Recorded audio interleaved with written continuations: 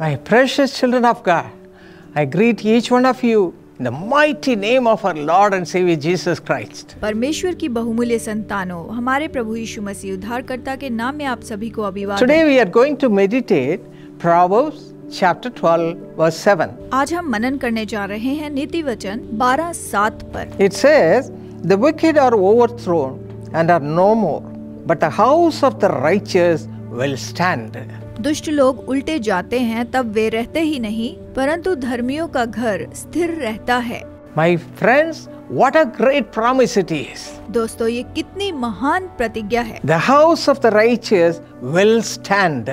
धर्मी का घर स्थिर रहता है। If you lead a righteous life before the Lord, your house will stand forever. अगर आप परमेश्वर के सामने धार्मिकता का जीवन जीते हैं तो आपका घर स्थिर बना रहेगा। David was very much worried because of Saul the king. शाऊल राजा के कारण दाऊद बहुत ही ज्यादा परेशान था। King Saul was jealous of David and he wanted to destroy him. राजा शाऊल दाऊद से जलन रखता था और उसे नाश कर देना चाहता था। 2 Samuel 7:16 says, "Your house and your kingdom shall be established forever before you." दूसरा शमूएल 7:16 ये कहता है, तेरा घराना और तेरा राज्य मेरे सामने सदा अटल बना रहेगा। This was a promise given to David through a servant of God. प्रभु के दास के द्वारा दाऊद को ये प्रतिज्ञा दी गई थी। The same promise you can read and you can take it for granted for yourself.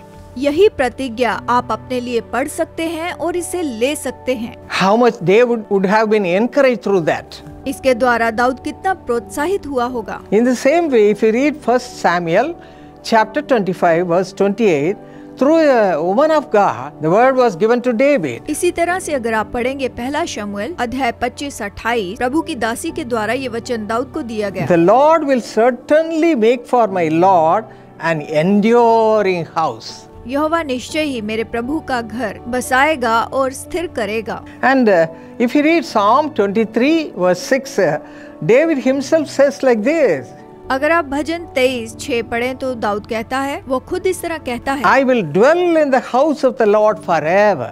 मैं यहोवा के धाम में सर्वदा वास करूंगा। Why he had such a belief? उसमें ऐसा विश्वास क्यों था? If you read Psalm 23 verse 1, David says, "The Lord is my shepherd." भजन संहिता 23:1 पढ़ेंगे तो दाऊद कहता है, यहोवा मेरा चरवाहा है। My friends, you have to be careful to have the Lord as your shepherd. दोस्तों, आपको ये निश्चित कर लेना है कि यहोवा आपका चरवाहा है। You have to honor him. उसका आदर करना होगा। You have to believe him.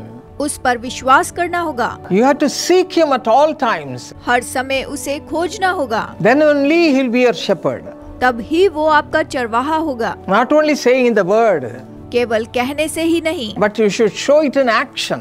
पर इसे आपके कामों से दिखाएं। Believe him उस पर विश्वास रखें। and spend time with him. उसके साथ समय बिताएं। Then he'll be your shepherd. तब वो आपका चरवाहा होगा। You need not be worried about anything. आपको किसी बात की चिंता नहीं करनी The होगी। Lord will bless your home. प्रभु आपके घर को आशीष देगा। And even now we are going to dedicate everything in the hands of God. अब हम परमेश्वर के हाथों में सब कुछ समर्पित करेंगे। Shall we pray? आइए प्रार्थना करें। Father, you know all about your children. पिता, तू अपनी संतानों के बारे में सब जानता Those who are है। depressed because they have so many problems in their family life. पारिवारिक समस्याओं के कारण लोग बहुत ही निराश हैं। Lord, you know everything. प्रभु तू सब जानता है। You are their father. तू पिता है। As you help David, जैसे तूने दाऊद की मदद help your की, children right now. अपने बच्चों की मदद कर। Give them grace to lead a righteous life. अनुग्रह कर की धार्मिकता का जीवन जी And bless them, Father. और इन्हें आशीष दे पिता। Take away all their worry. इनकी सारी चिंता को उठा Let ले। them have peace and joy in their lives. इनके जीवन में शांति और खुशी आ जाए। In Jesus' name we यीशु के pray. नाम में ये प्रार्थना मांगते हैं। Amen. आमीन। We as a family are coming to Chhattisgarh.